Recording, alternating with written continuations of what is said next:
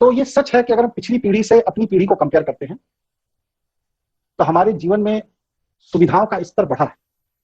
हमारे पिताजी जिन अभाव में अपना जीवन यापन करते थे, आज हम लोगों को वो स्ट्रगल फेस नहीं करना पड़ता।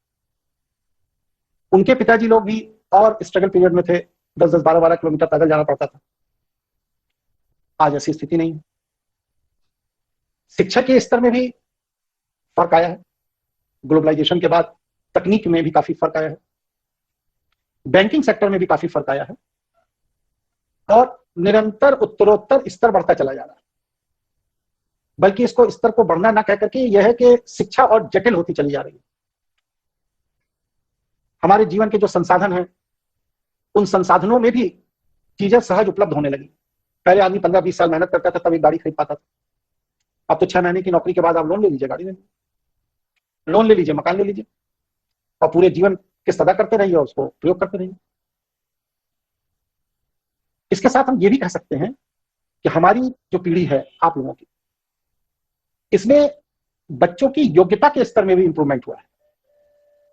हम लोगों के समय जो शिक्षा का स्तर था, जो चीजें थी, उसके मुकाबले आज बच्चे ज्यादा इंफॉर्मेशन रखते हैं, ज्यादा अवेयर हैं, और उनके पास डाटा ज्यादा है, सूचनाएं ज्यादा है। और जब सूचनाएं ज्यादा होंगी, संसाधन ज्यादा होंगे, शिक्षा का स्तर अच्छा होगा, जीवन में सुविधाएं ज्यादा होंगी, तो स्वाभाविक रूप से है कि प्रतिभा का भी विकास होगा। इस जनरेशन के पास प्रतिभा भी पिछले जनरेशन के मुकाबले बेटर है, अच्छी। आज अगर देखा जाए तो पहले शिक्षा संस्थानों की संख्या बहुत कम थी। सरकारी डाटा अगर खंगालते हैं तो पता लगता है कि आज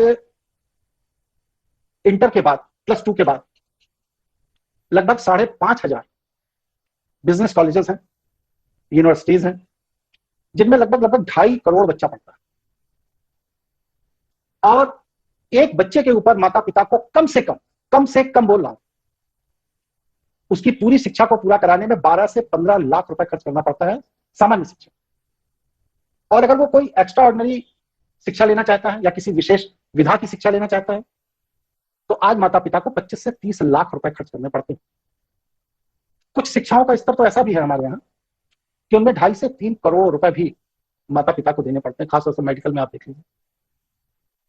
तो प्रश्न यह है कि इतना बड़ा पैसा, जीवन में इतनी सारी सुविधाएं, शिक्षा का इतना उत्तरोत्तर विकसित स्वरूप, योग्यता, संसाधन, बच्चों की प्रतिभा, ये सारी चीजें अगर सकारात्मक हैं, तो इसके बाद भी 87% बच्चे, बहुत बड़ी संख्या होती है 87%, 87% बच्चे अपने शिक्षा के लिए जो लोन लेते हैं वो लोन की किस्त अदा नहीं कर पाते, डिफॉल्टर हो जाते हैं, जीवन भर के लिए अपराधी घोषित कर दिया, फिर उन्हें जीवन में कभी कोई दूसरा लोन नहीं मिलता। आप लोगों का क्या विचार है? ये सूचनाएं सही है? क्या कुछ अपना विचार व्यक्त करना चाहते हैं?